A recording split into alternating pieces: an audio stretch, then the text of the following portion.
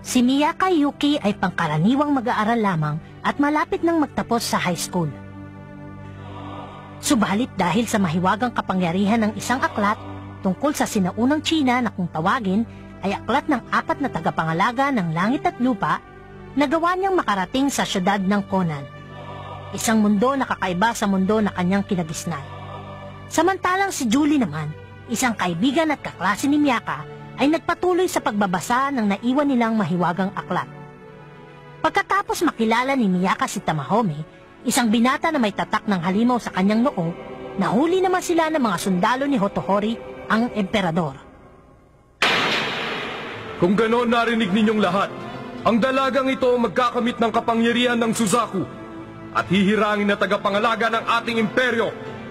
Siya ang dalaga sa banal na templo ng Suzaku. Napag-alaman nilang lahat na ang babae sa alamat ay walang iba kundi si Miyaka, ang 7 tagapagtanggol ng Suzaku.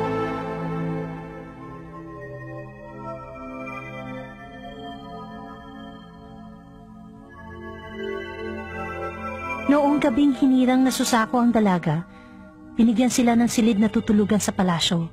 Habang namamahinga, napanaginipan ng dalaga ang mundong iniwan niya. Miyaka! Miyaka! Miyaka!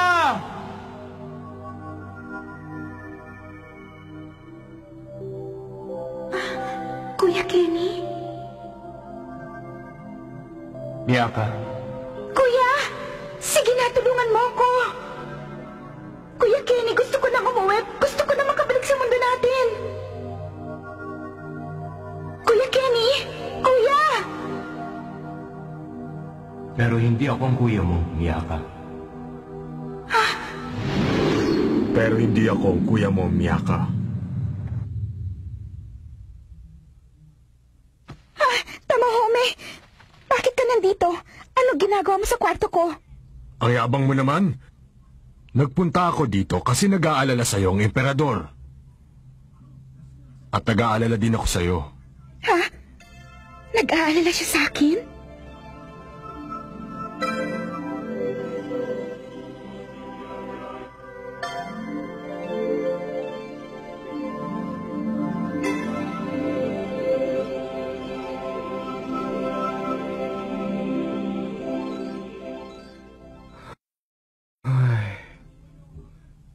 Masyado na yata akong makisig. Totoo ba na nag-aalala ka sa akin? Oo. Mabuti naman. Lahat ng tao dito sa palasyo, ikaw ang pinag-uusapan. Talaga? Sabi nila, nahirang na raw ang Suzaku. Salamat nga pala sa'yo, malambot ang hihigaan ko ngayong gabi. Inaalala mo lang pala ako para sa sarili mo eh. Huwag ka mag-alala, hindi ako nalulungkot. Hindi ko nga naaalala ang mundo namin eh. Mas pinoproblema ko pa kung anong damit ang isusuot ko ngayong araw.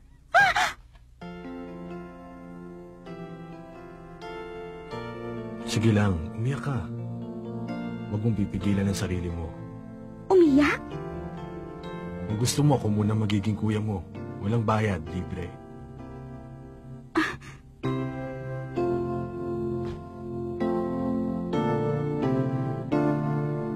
Salamat. Alam mo, iniisip ko lang. Ha? Kung gusto mong makabalik sa mundo mo, kinakailangang makuha mo ang kapangyarihan ng Suzaku. Pag nagawa mo yon, pwede nang matupad ang lahat ng kahilingan mo, hindi ba? Oo nga, ano? Hotohori! Miyaka! Hotohori! Miyaka, Hotohori! Emperador nga pala. mabutit dumating ka. Kukumustahin sana kita, kaya lang, abala pa ako sa ngayon. Huwag po kayong mag-alala. May kailangan ka ba? Eh kasi, paano ko ho ba makukuha ang kapangyarihan ng Ibong Phoenix? Ay, ang Suzaku pala. Ah, yun lang ba? Nandito ang sagot. Ha? Alam mo ba kung ano ito? Nakita ko na yan dati. Hindi ko lang maintindihan ang nakasulat. Ang aklat ng 4 na tagapangalaga ng langit at lupa. Yan na nga yun! Saan naman galing yan? Mula pa ito kay Taiso. Kay Taiso?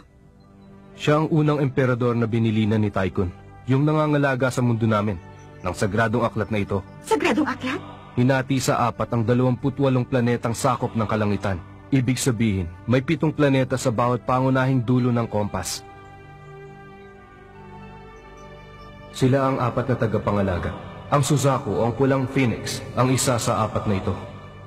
At nangangalaga sa timog na bahagi ng kalangitan.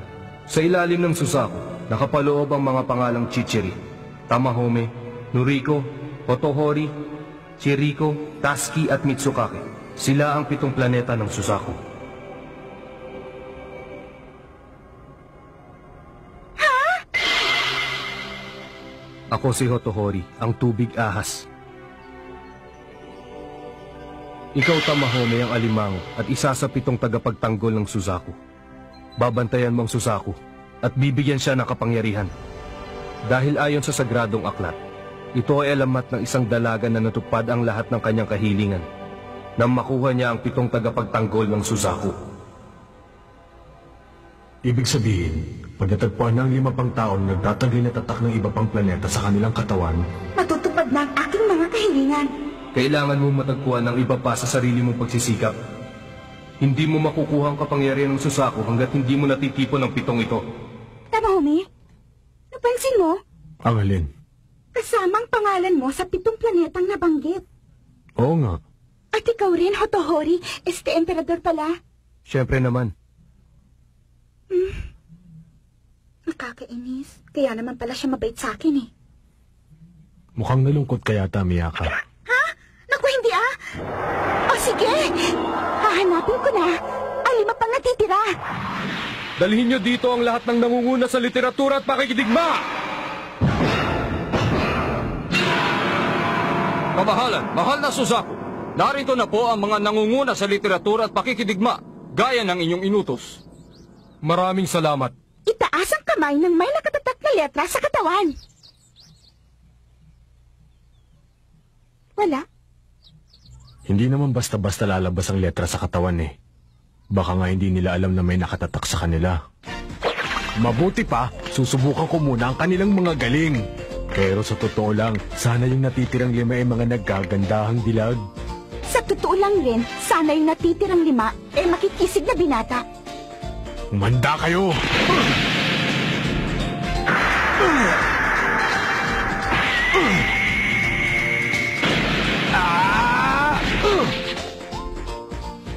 Huh?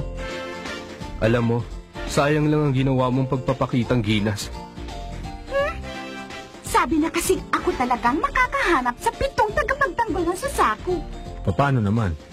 Alam mo, ang tunay na lalaking matapang ay hindi magagawang manakit ng babae kahit ano pang mangyari. Sabi nga nila, bihirang tumahol ang asong mangangagat. Kaya manood ka na lang. Kailangan na nating bumalik, Mistress Corin. Pag nakita kayo dito ng emperador, baka parusahan niya kayo. Siya ba ang sinasabi nilang nahihirang na Suzaku? Opo. Kung makadikit sa emperador, akala mo legal na asawa. Sino naman ang lalaki sa tabi nila? Siya po si Tamahome, isa sa 7 tagapagtanggol ng Suzaku. Tamahome. Sige na, ano pang hinihintay nyo? Sumugod na kayo. May problema ba? Natatakot po kami, baka masaktan namin kayo ng gusto, mahal na Suzaku. Ano ba naman? Siguro ang totoo niya, natatakot kayo sa akin dahil galing ako sa ibang mundo. Wala ba kayong bilib sa mga kakayahan nyo o talagang mga duwag kayo? Nagpapatubo lang kayo ng mga bigot at balbas para kunwari nagmumukha kayong matapang. Kung meron pa kayong dangal, talinin niyo ako. Kayong mga Shaolin Shomai Army! Akala mo kung sino to? Wala kang karapatan para insultuin kami ng ganyan! Naman, para yun lang, napi ko na kagad. Wala sa kanilang hinahanap ko! Kahit sino naman magagalit sa mga sinabi mo eh.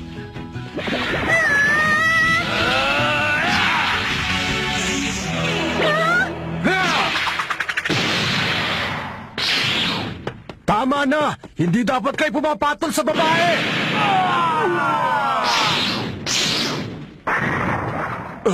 Miyaka! Umalis ka dyan! Bilisan mo!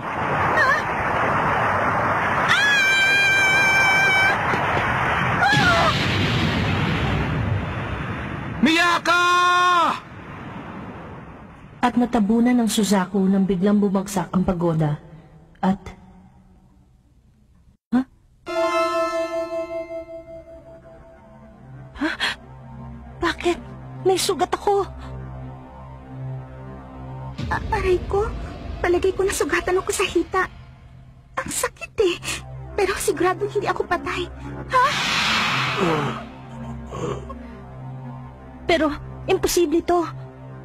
Ang damit na suot ng nahirang na Suzaku ay nabahira ng dugo mula sa kanyang tinamong sugat sa hita. Ibig sabihin ang nangyayari sa nahirang na Suzaku ay nangyayari din sa akin. Alisin nyo ng mga kahoy na yan, madali! Baka madisgrasya kayo, kamahalan. Pwede ba wag akong alalahanin mo? Wala na pong mali ang lahat na madirigma. Wala po kami sapat na lakas para alisin ang mga kahoy. Kung ganun, pabayaan nyo na ako. Kamahalan! Alam ko nahihirapan ka na. Tama na! Sabi nila, bantayan ko raw ang nahirang na Suzaku. Kaya sa lahat ng oras, ipagtatanggol kita, Miyaka.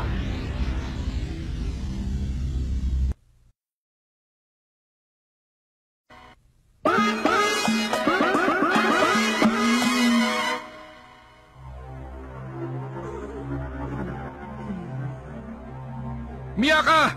Tamahome! Saan ay buhay pa sila? Ako ang magliligtas sa kanila, kamahalan.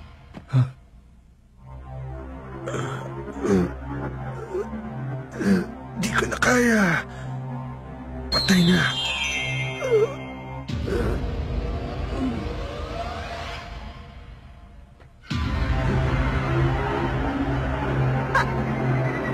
Tamahome!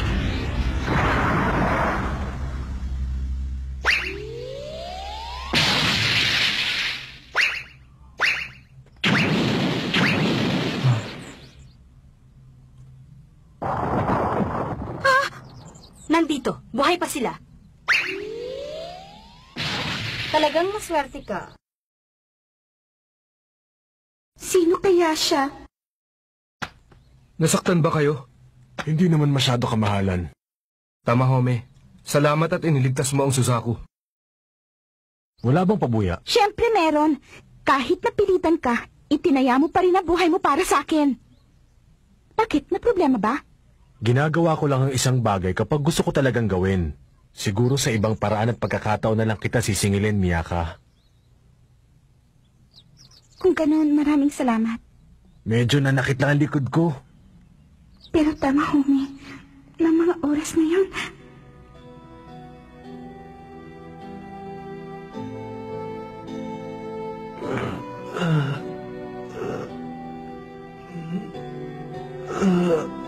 naramdaman ko ang iyong paghihirap sa aking puso.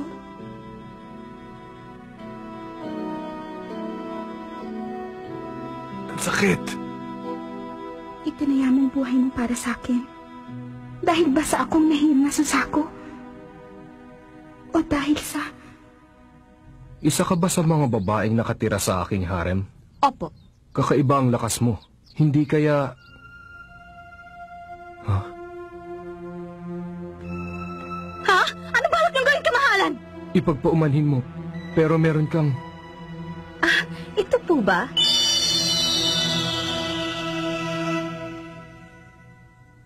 Ang pangalan ko ay Corin. Pero ang isa pang pangalan ko ay Noriko.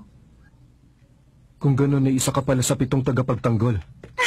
Ang ikatlong tagapagtanggol pala isang babae? Anong tinatawa-tawa mo dyan? Wala, masaya lang ako. Mabuti naman. Salamat at nakita natin kagad ng ikatlo. Salamat sa pagligtas mo sa amin, ha? Ako nga pala si Miyaka. Ha? Hindi ikaw ang gusto kong iligtas. Kundi ang lalaking ito.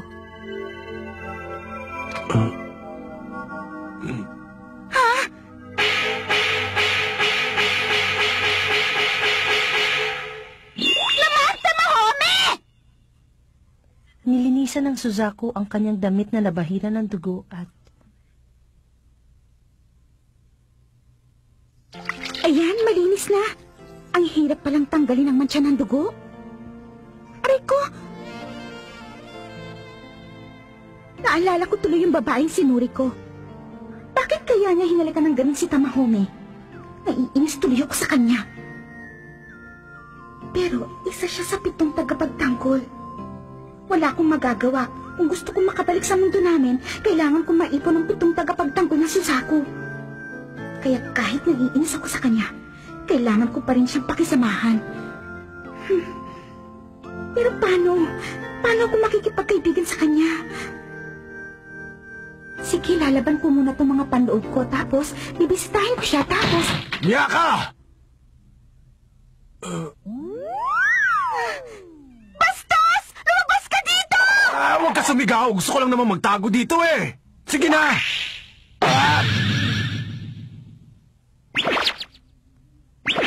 Noriko? Pagpasensyahan mo na kami sana, Miyaka! Masyado kasi siyang nagiging mahihain kapag kaming dalawa lang ang nasa silid ko! Tayo na tama!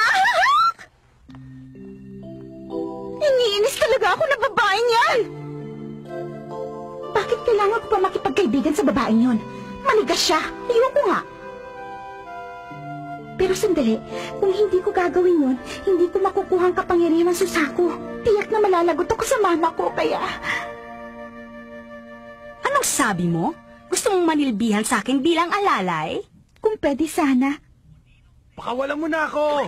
Sige na naman, hirap na ako! Sige, Umalis ka pumapayag na dyan. ako. Pakawalan Ano mo na po may ako! paglilingkod ko sa Kanina pa inyo? ako nandito, Siya nga ano pala. ba? Ano po yun? Biktiwan mo ako, lumayo ka Tatanggapin nga kita sa akin. bilang alalay, basta Para huwag mo hindi lang ako kami makakapit. gagambalain. Ano ba? Bakit ko naman kayo gagambalain? Mamatay sana ko kung paa. Poprotektahan kita sa lahat ng oras. Akala ko pa naman tagapagtanggol ko na siya. Halika nga rito!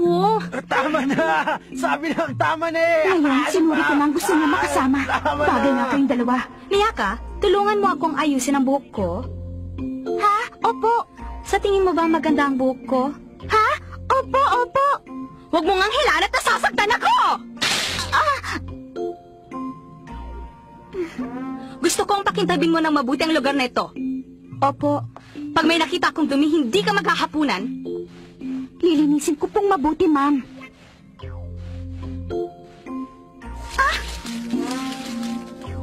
Bakit hanggang ngayon madumi pa rin dito? Lilinisan ko na yan kanina. Miyaka, tulungan mo naman ako! Salo! Tama! Iwan na natin ang babaeng ito at maghapunan na tayo. Para siyang Bella Flores sa buhay ko. Tigilan mo ng pagpapahirap kay Miyaka! Bakit mo naman ako sinisigawan, Tamahome? Dahil nagagalit na ako! Galit ka sa akin! Nagagalit ka na sa akin. Ibig sabihin, mas gusto mo ang babaeng yan kaysa sa akin na nagligtas sa'yo. Teka, hindi naman yun ang ibig kong sabihin eh. Talaga? Hindi ka galit sa akin? Hindi. Hindi ka nagalit sa akin! Kung ganon, mahal mo pala ako! Teka, lalong hindi na ibig kong sabihin. Ang saya-saya ko, tama! Hindi na kayo nahiya sa mga sarili niyo. Ay! Tama!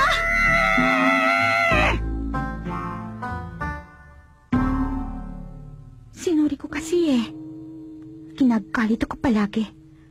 Pero, palagay ko mahal lang niya talaga si Tamahome. Ha? Tamahome? Anong ginagawa mo dito? Hindi ba dapat kasama mo ngayon si Mrs. Noriko? Tumakas nga lang ako sa silid niya eh. Ang swerte mo naman. Ang ganda-ganda na nagmamahal sa'yo. Alam mong hindi totoo yan.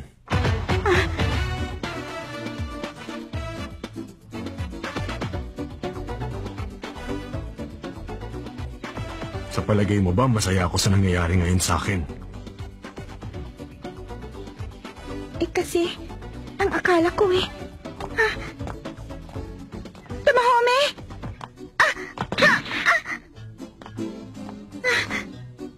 Ikaw kasi, dapat pag-iingatan mo ang sarili mo.